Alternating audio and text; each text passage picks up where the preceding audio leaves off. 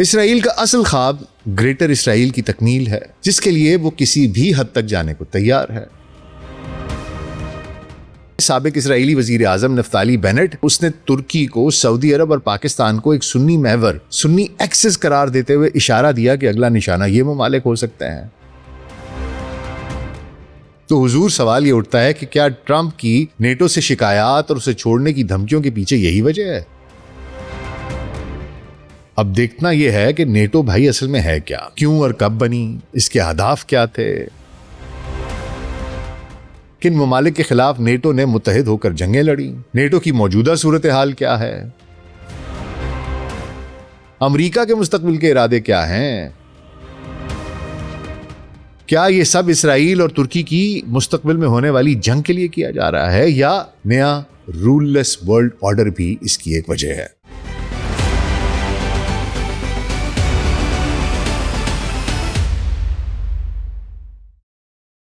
Global set podcast doctor Nasir Baig کے ساتھ ابھی خدمت میں حاضر ہیں جی۔ السلام علیکم۔ چچا ٹرمپ نے جب سے صدارت کا منصب سنبھالا ہے، اس کا لہجہ نیٹو کی طرف ہمیشہ سخت رہا، تلخ رہا۔ اس نے بارہا یورپی ممالک کو تنقید کا نشانہ بنایا کہ وہ اپنے دفاع پر خاطر خواہ رقم خرچ نہیں کر رہے، اور امریکہ اکیلا اس اتحاد کا بوجھ اٹھائے ہوئے ہے۔ تناؤ اس وقت عروج پر پہنچ گیا جب ٹرمپ نے ڈنمارک سے گرین لینڈ خریدنے کی خواہش ظاہر کی اور انکار پر شدید برہمی کا اظہار کیا، اور یہ بھی کہا کہ شاید قبضہ ہی کر لوں۔ لیکن حضور، نیٹو کے اتحاد پر اصل ضرب اس وقت لگی جب امریکہ نے اسرائیل کے ساتھ مل کر ایران کے خلاف اعلان جنگ کر دیا اور اس کے بعد حملہ کر دیا۔ نیٹو کے قریبی اتحادیوں نے اس جنگ میں امریکہ کا ساتھ دینے سے صاف انکار کر دیا۔ یورپی ممالک کا موقف تھا کہ یہ جنگ امریکہ کی اپنی چھیڑی ہوئی ہے، جس میں اتحادیوں کو اعتماد میں ہی نہیں لیا گیا۔ اور انکشافات تو پھر یہ بھی ہوئے بعد میں کہ بنجمن نیتن یاہو نے ٹرمپ کو قائل کیا کہ وہ اسرائیل کے مفاد کے لیے ایران پر حملہ کر دے، ایک ایسے وقت میں جب اس کا اپنا نائب صدر، خارجہ سیکرٹری اور افواج کے جتنے بھی سربراہان تھے، مطلب المختصر سوائے وزیر جنگ پیٹ ہیگزت کے، کوئی بھی اس جنگ کے حق میں نہ تھا۔ اور اس کی واحد وجہ اس جنگ کو شروع کرنے کی یہ تھی کہ نیتن یاہو کا حکم تھا، جسے امریکی صدر ٹال نہ سکے، سر آنکھوں پر بٹھا لیا۔ تو حضور یہ جنگ شروع ہو گئی، اور جو نیٹو اتحادی تھے وہ اس سے خفا ہو گئے۔ حضور دیکھیے، اسرائیل جو ہے اس کی تاریخ محض ایک ریاست کے قیام کی نہیں ہے، بلکہ ایک منظم تسلط، ایک ہیجمنی کی کہانی ہے۔ 19ویں صدی کے آخر میں جب یہودیوں نے فلسطین کی طرف ہجرت شروع کی، تو اس کا مقصد ایک ایسی ریاست کا قیام تھا جو پورے خطے پر حاوی ہو، جو دراصل زائنسٹ موومنٹ کی اساس تھی۔ 1948 میں اسرائیل کے قیام کے بعد اس نے متعدد جنگیں کی، 1948، 1956، 1967 اور 1973۔ موجودہ دور میں 2023 کے حماس حملے کے بعد اسرائیل کا رد عمل ایک وحشیانہ نسل کشی، ایک جینوسائیڈ میں بدل گیا۔ اسرائیل اب صرف غزہ تک محدود نہیں، بلکہ اب تک وہ 9 ممالک، فلسطین، لبنان، شام، یمن، ایران، مصر، عراق، قطر اور اردن، ان کے علاقوں پر براہ راست یا بالواسطہ حملے کر چکا ہے۔ اسرائیل کا اصل خواب گریٹر اسرائیل کی تکمیل ہے، جس کے لیے وہ کسی بھی حد تک جانے کو تیار ہے۔ نیتن یاہو کی ماضی کی تقریریں گواہ ہیں کہ اس نے کس طرح امریکہ کو عراق، شام اور ایران پر حملوں کے لیے اکسایا، کہا بس اس کو ایلیمینیٹ کرنا بہت ضروری ہے، اس کے بعد سکون ہو جائے گا۔ جب وہ گیا تو کہا اگلا، پھر کہا تو کہا اگلا۔ اور حال ہی میں سابق اسرائیلی وزیر اعظم نفتالی بینٹ، اس جیسے رہنماؤں کے بیانات کے تناظر میں اگر دیکھیں تو اس نے ترکی کو، سعودی عرب اور پاکستان کو ایک سنی محور، سنی ایکسس قرار دیتے ہوئے اشارہ دیا کہ اگلا نشانہ یہ ممالک ہو سکتے ہیں۔ لیکن اس میں ایک بہت بڑا مسئلہ ہے۔ مسئلہ یہ ہے کہ ترکی نیٹو کا ممبر ہے، اور جب تک وہ نیٹو کا ممبر ہے، اسرائیل اور امریکہ اس پر حملہ نہیں کر سکتے۔ تو حضور سوال یہ اٹھتا ہے کہ کیا ٹرمپ کی نیٹو سے شکایات اور اسے چھوڑنے کی دھمکیوں کے پیچھے یہی وجہ ہے؟ اب دیکھنا یہ ہے کہ نیٹو بھائی اصل میں ہے کیا، کیوں اور کب بنی، اس کے اہداف کیا تھے، مختلف ادوار میں اس کے ارتقاء کی کہانی کیا رہی، کن ممالک کے خلاف نیٹو نے متحد ہو کر جنگیں لڑیں، نیٹو کی موجودہ صورتحال کیا ہے، مستقبل کیا ہو سکتا ہے، امریکہ کے مستقبل کے ارادے کیا ہیں؟ کیا یہ سب اسرائیل اور ترکی کی مستقبل میں ہونے والی جنگ کے لیے کیا جا رہا ہے یا نیا رول لیس ورلڈ آرڈر بھی اس کی ایک وجہ ہے؟ آج اس سب پر بات ہوگی، تو حضور اگلے 10 سے 15 منٹ کے لیے دھیان ذرا ادھر، اور اگر ہمارا کانٹینٹ پسند آ رہا ہے تو ویڈیو کو لائک اور چینل کو سبسکرائب کر دیجیے گا۔ تو آئیے آغاز کرتے ہیں۔ دیکھیے حضور، دوسری جنگ عظیم کے خاتمے پر سوویت یونین اور اتحادی قوتوں کے تعلقات خراب ہونے لگے۔ اس نئی جیو پولیٹیکل حقیقت کے پیش نظر 1949 میں امریکہ، کینیڈا اور 10 یورپی ممالک نے شمالی اوقیانوسی معاہدے کی تنظیم یعنی کہ North Atlantic Treaty Organization NATO کی بنیاد رکھی۔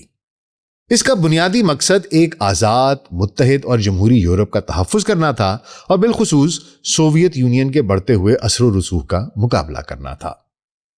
بین الاقوامی تعلقات میں اتحاد مشترکہ حفاظتی مفادات کے لیے بنائے جاتے ہیں۔ نیٹو کی اصل طاقت اس کے معاہدے کا آرٹیکل 5 ہے، جس کے تحت کسی بھی ایک رکن ملک پر حملہ تمام اتحادیوں پر حملہ تصور کیا جاتا ہے۔ یہ اتحاد چھوٹے ممالک کو دفاعی وسائل فراہم کرتا، جبکہ بڑے ممالک اس کے ذریعے اپنی فوجی طاقت اور اثر و رسوخ میں اضافہ کرتے۔ پوری دنیا میں جیو پولیٹکس میں اپنے سیاسی اہداف ان کو پورا کرنے کے لیے نیٹو کو استعمال کیا جاتا۔ پچھلے 70 سال سے زائد عرصے میں نیٹو نے کامیابی سے اپنے اراکین کو سوویت یونین کی جارحیت سے بچایا۔ سوویت یونین کے خاتمے کے بعد بھی یہ اتحاد برقرار رہا اور آج اس کے 32 اراکین ہیں۔ تاہم حالیہ برسوں میں نیٹو کو بالعموم دنیا بھر میں اور بالخصوص مشرق وسطیٰ میں نام نہاد جمہوریت اور انسانی ہمدردی کے نام پر کی جانے والی مداخلتوں کی وجہ سے تنقید کا سامنا کرنا پڑتا ہے۔ اس کے علاوہ اسے یورپی ارکان کی طرف سے دفاعی بجٹ میں کم حصہ ڈالنے جیسے اندرونی مطالبات کا بھی سامنا ہے۔ حالیہ سالوں میں یوکرین پر روسی حملے نے اسے پھر سے ایک نئی معنویت بخش دی ہے۔ دیکھیے حضور، کہانی کا آغاز کچھ ہوا کہ دوسری جنگ عظیم کے بعد جوزف اسٹالن کی سوویت یونین نے مشرقی یورپ میں کمیونسٹ انقلاب برپا کرنا شروع کر دیا۔ اس پھیلاؤ کو روکنے کے لیے 12 بانی اراکین نے نیٹو بنایا۔ اگرچہ یہ برابری کی سطح پر قائم تھا، لیکن عملی طور پر امریکہ قیادت کر رہا تھا اور امریکی قیادت ہمیشہ سے واضح تھی۔ اس کے بعد یورپ میں امن کے لیے نیٹو نے یونان، ترکی اور پھر مغربی جرمنی کو 1952 سے 1955 کے بیچ میں اس کی بھی نیٹو میں شمولیت ہو گئی۔ اور یہ ایک بہت بڑا فیصلہ اس وقت کنسیڈر کیا جاتا تھا کہ جناب آپ نے مغربی جرمنی کو، ترکی کو اور یونان کو بھی نیٹو کا حصہ بنا لیا ہے۔ اور اس کی وجہ یہ تھی تاکہ مغربی یورپ کے ساتھ پورے کے پورا اس کو مربوط کیا جا سکے۔ اچھا، اس کے جواب میں سوویت یونین نے اپنے اتحادیوں کے ساتھ وارسا پیکٹ بنا لیا۔ اچھا، اب اس کے بعد کہانی کچھ یوں ہوئی حضور کہ 1979 سے لے کے 1987 تک ایک ڈوئل ٹریک ڈیسیژن میکنگ کی گئی۔ سرد جنگ کے دوران نیٹو نے سوویت سرحدوں کے قریب امریکی میزائل نصب کیے تاکہ سوویت یونین کو مذاکرات کی میز پر لایا جا سکے۔ یہ حکمت عملی کامیاب رہی اور 1987 میں ہتھیاروں کی کمی کا معاہدہ طے پایا، جس سے ایک ممکنہ ایٹمی تصادم ٹل گیا۔ 1991 میں سوویت یونین کا خاتمہ ہو گیا۔ سوویت یونین کے بکھرنے اور وارسا پیکٹ کے خاتمے کے بعد نیٹو کے وجود پر سوالات اٹھنے لگے کہ بھائی آپ نے تو یہ اتحاد قائم کیا تھا سوویت یونین سے بچنے کے لیے، اب سوویت یونین ہی نہیں رہا تو اتحاد کس بات کا؟ تاہم اتحاد نے ختم ہونے کی بجائے اپنے مشن کو نئی جہت دی، انہوں نے ری ڈیفائن کیا اور مشرقی یورپ کی طرف وسعت اختیار کرنا شروع کی۔ 1994 سے 1999 کے درمیان روس کے ساتھ شراکت داری اور سربیا میں مداخلت ہوئی۔ نیٹو نے سابق سوویت ممالک کے ساتھ پارٹنرشپ فار پیس شروع کی۔ 1995 اور 1999 میں بوسنیا اور سربیا میں ہونے والے مظالم کو روکنے کے لیے نیٹو نے پہلی بار اپنی سرحدوں سے باہر فوجی کارروائی کی، جس سے یہ محض ایک دفاعی اتحاد سے ایک عالمی فوجی قوت میں تبدیل ہو گیا۔ 1999 سے 2004 تک نیٹو نے مشرق کی طرف توسیع کی اور اس کے بعد روسی رد عمل بھی دیکھنے کو ملا۔ دیکھیے، چیک جمہوریہ، ہنگری اور پولینڈ جیسے ممالک کی نیٹو میں شمولیت اسی دور میں ہوئی اور اس نے روس کو خوف زدہ کر دیا۔ روس نے اسے اپنی سالمیت کے لیے براہ راست خطرہ سمجھا۔ اس دوران نیٹو اراکین کی تعداد بڑھنے سے اتحاد کی ذمہ داریاں بھی بڑھنی چاہیے تھی، لیکن ایسا ہوا نہیں۔ 2001 میں 9-11 ہو گیا۔ امریکہ پر ہونے والے اس دہشت گردانہ حملے کے بعد تاریخ میں پہلی بار آرٹیکل 5 نافذ کیا گیا۔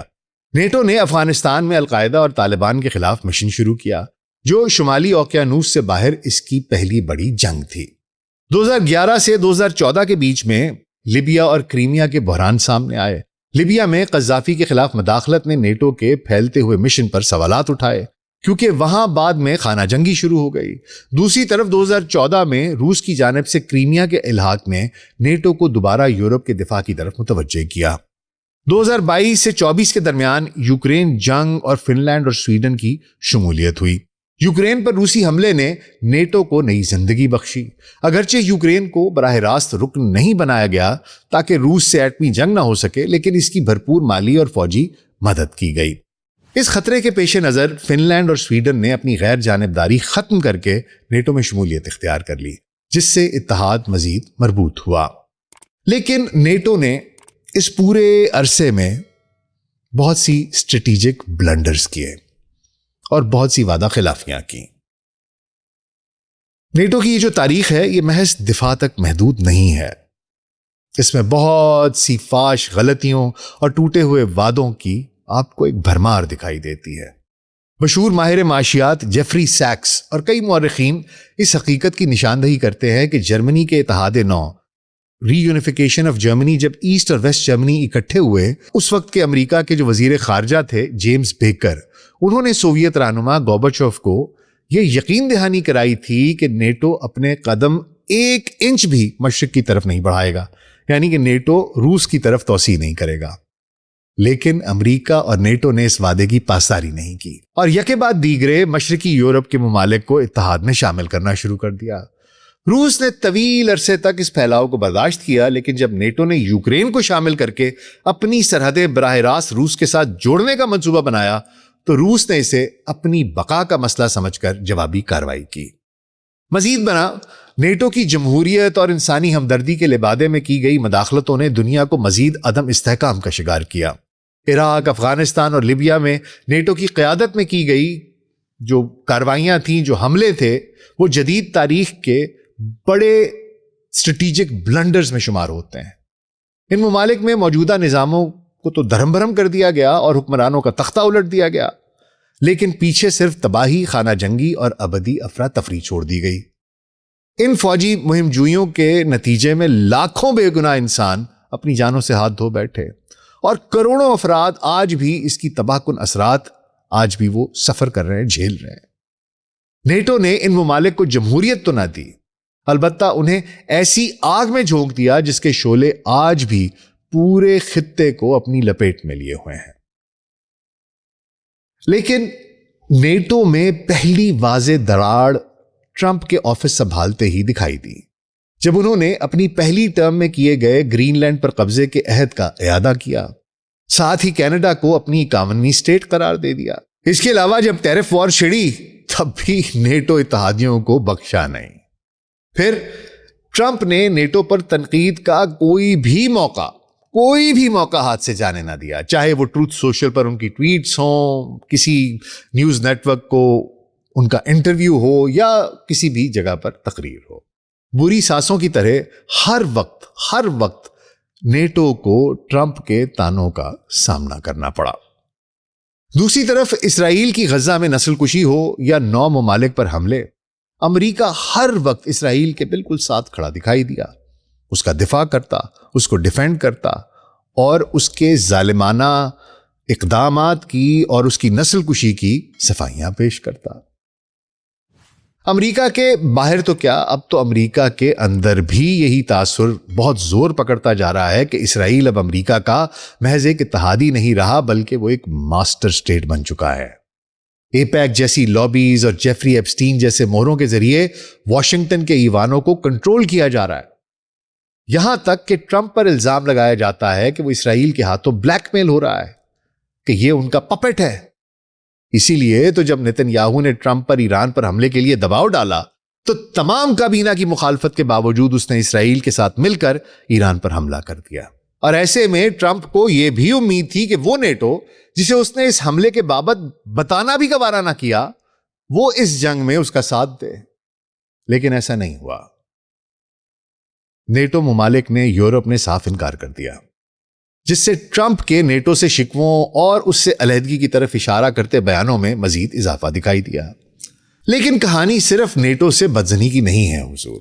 دنیا میں دوسری عالمی جنگ کے بعد قائم ہوا رول بیسڈ ورلڈ آرڈر اب دم توڑ رہا ہے۔ دنیا میں اب نئے ریجنز آف پاور ایمرج ہو رہے ہیں۔ امریکہ گرین لینڈ اور شمالی و جنوبی امریکہ پر مشتمل ویسٹرن ہیمسفیئر پہ مکمل کنٹرول کا خواہاں ہے۔ کینیڈا اور وینزویلا کے قدرتی وسائل، اس کے قدرتی ذخائر، میکسیکو اور دیگر جنوبی امریکہ کی مین پاور اور سمندری راستوں پر کنٹرول۔ وہیں مشرق یا جنوب میں چین ابھر رہا ہے، لیکن بیچ میں اسرائیل ہے، جس کے گریٹر اسرائیل کا نقشہ نیل سے فرات تک پھیلا ہے۔ نیتن یاہو کی نظریں اب ترکی پر ہیں۔ وہ اور سابق اسرائیلی وزیر اعظم نفتالی بینٹ سنی ایکسس کا ذکر کر چکے ہیں، جس میں وہ کہتے ہیں ترکی، سعودی عرب اور پاکستان شامل ہیں۔ ایران جنگ سے بالکل پہلے میرے پیارے نندو نے اسرائیل کا دورہ کیا، بڑے بھائی بھائی کے نعرے لگے، مدر لینڈ فادر لینڈ کی باتیں ہوئیں، اور پھر ایک اسرائیلی ایکسس ہیگزاگون کی طرف اشارہ کیا گیا۔ اسرائیل کا ایک اپنا الائنس جسے وہ ہیڈ کرے گا، جس میں ہندوستان کو پاکستان سے لڑوایا جائے گا، متحدہ عرب امارات اور سعودی عرب میں معاشی و علاقائی کشمکش رہے گی، اور ترکی کو وہ خود براہ راست ہینڈل کرے گا۔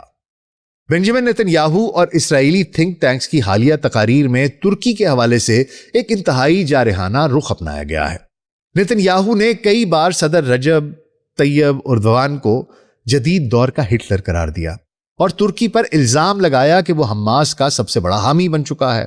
اسرائیلی انٹیلیجنس اور سابق اعلیٰ عہدیداران جیسے نفتالی بینٹ اس کے بیانات بھی اسی طرف اشارہ کرتے ہیں کہ ایران کو کمزور کرنے کے بعد اسرائیل کی نظریں ان مسلم ممالک پر ہوں گی جو فوجی اور معاشی طور پر مضبوط ہے، اور ترکی اس فہرست میں پہلے نمبر پر ہے، اور ساتھ ہی ہمارا نمبر بھی ہے اور سعودی عرب کا بھی ہے، یعنی کہ اس کو مسئلہ پوری کی پوری مسلم امہ سے ہے۔ خیر، اب اس کا ہدف ڈائریکٹ ترکی ہے، اور اسرائیلی قیادت اب ترکی کو ایک نیٹو اتحادی کی بجائے ایک ایسی ریاست کے طور پر دیکھتی ہے جو مشرق وسطیٰ میں ان کے گریٹر اسرائیل کے خواب کی راہ میں سب سے بڑی رکاوٹ ہے۔ اور نیتن یاہو کے مطابق جس طرح ایران ایک شیعہ محور کی قیادت کر رہا تھا، اب ترکی، پاکستان اور سعودی عرب جیسے ممالک ایک سنی محور کے طور پر اسرائیل کے سامنے کھڑے ہو رہے ہیں۔ یہی وجہ ہے کہ اسرائیل اب عالمی سطح پر یہ بیانیہ بنا رہا ہے کہ ترکی کا بڑھتا ہوا اثر و رسوخ اور اس کی فوجی طاقت خطے کے لیے ویسا ہی خطرہ ہے جیسا کہ ایران کا ایٹمی پروگرام ہوا کرتا تھا۔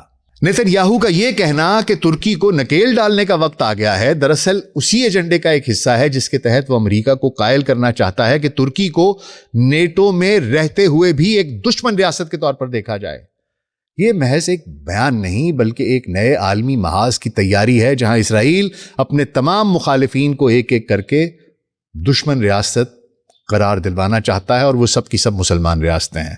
دراصل اس کا ہدف یہ ہے کہ بس پوری دنیا میں کوئی مسلمان ریاست نہ رہے، کوئی ایسی مسلمان ریاست نہ رہے جس میں کوئی تھوڑا سا بھی دم خم ہو، جس کے پاس کوئی عسکری طاقت ہو، جس کے پاس کوئی معاشی طاقت ہو، اور جس میں ایمان کی ایک رتی بھی باقی ہو۔ اور اس کے جواب میں ایسا نہیں ہے حضور کہ ترکی خاموش ہے۔ رجب طیب اردوان نے اس کا جواب دیا، انہوں نے حال ہی میں بیان دیا کہ اسرائیل کی نظریں صرف غزہ پر نہیں بلکہ اناطولیہ ترکی پر بھی ہیں، اور اس نے آڑے ہاتھوں لیا نیتن یاہو کو، اس نے اس کو نسل کشی کا ذمہ دار قرار دیا، اور اب یہ رفٹ سامنے کھل کر آ گئی ہے، پتے کھل گئے ہیں، اسرائیل اور ترکی اب آمنے سامنے ہیں۔ تو سوال اٹھتا ہے کہ اگر اسرائیل ترکی کو نشانہ بناتا ہے تو کیا امریکہ نیٹو کے آرٹیکل 5 کے تحت اپنے اتحادی ترکی کا ساتھ دے گا یا اپنے ماسٹر اسرائیل کا؟ جواب ڈھونڈنے کے لیے آپ کا راکٹ سائنٹسٹ ہونا ضروری نہیں ہے، امریکہ اسرائیل کا ہی ساتھ دے گا، اور نیٹو سے یہ سارے شکوے شکایات اسی سلسلے کی ایک کڑی ہیں۔ دراصل ٹرمپ یہ سب باتیں کر کے نیٹو کے خلاف ایک کیس تیار کر رہا ہے تاکہ وقت آنے پر اسے تحلیل کر دیا جائے، یا کم از کم امریکہ اس سے علیحدگی کا اعلان کر لے، جس سے کہ نیٹو خود بخود اپنی موت مر جائے گی، بکھر جائے گی۔ اور جب اسرائیل ترکی پر حملہ کرے تو ترکی اکیلا ہو اور امریکہ اپنے آقا کے ساتھ مل کر ترکی کے ساتھ جنگ کرے۔ لیکن حضور، یہ ان کی چاہت ہے، اور اللہ سبحانہ تعالیٰ فرماتے ہیں کہ اے ابن آدم، ایک تیری چاہت ہے اور ایک میری چاہت ہے، ہوگا وہی جو میری چاہت ہے۔ پس اگر تو نے سپرد کر دیا اپنے آپ کو اس کے جو میری چاہت ہے، تو میں تجھے وہ بھی دے دوں گا جو تیری چاہت ہے، اور اگر تو نے مخالفت کی اس کی جو میری چاہت ہے، تو میں تجھے تھکا دوں گا اس میں جو تیری چاہت ہے، پھر ہوگا وہی جو میری چاہت ہے۔ تو حضور ہم پر لازم ہے اپنی تیاری پوری رکھیں اور اللہ کی مدد سے، اس کی رحمت سے مایوس نہ ہوں۔ اپنا بہت خیال رکھیے گا۔ شکریہ۔